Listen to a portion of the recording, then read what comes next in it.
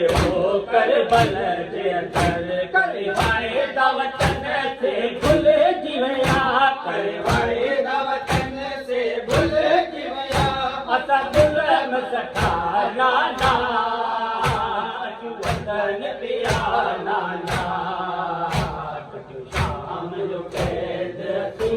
अचू वतन पिया नाना अचू शाम जो कैद असी अचू वतन पिया नाना सजो साथ कुहायो करबल में सजो साथ कुहायो करबल में अचू रोआंदा पिया नाना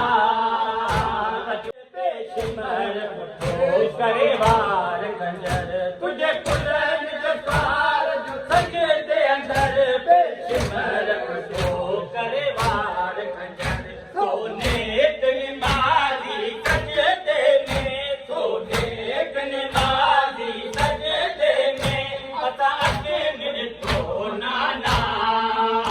अचू वतन पिया नाना कजू शाम जो कैद असी अचू वतन पिया नाना कजू शाम जो कैद असी अचू वतन पिया नाना सजो साथ कुहायो करबल में सजो साथ कुहायो करबल में अचू रोआंदा पिया नाना अचू वतन पिया नाना कजू शाम जो कैद असी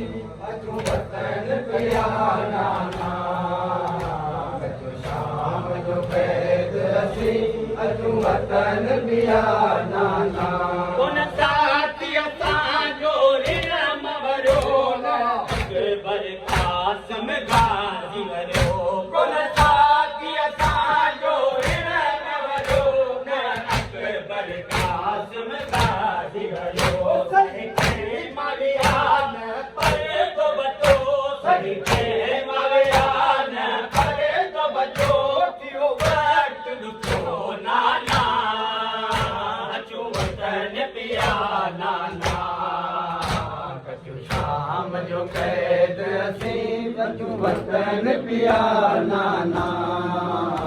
कजू शाम जो कैद असी अचू वतन पिया नाना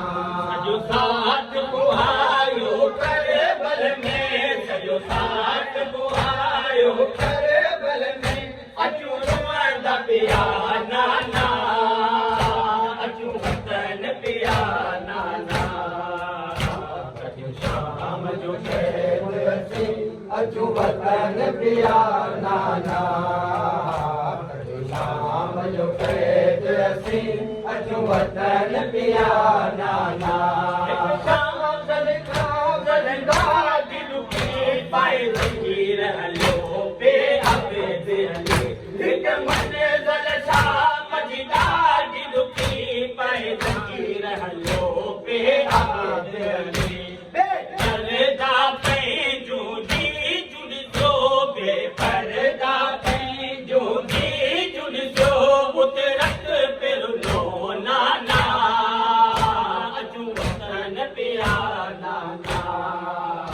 कजू शाम जो कैद असी अचू वतन पिया नाना कजू शाम जो कैद असी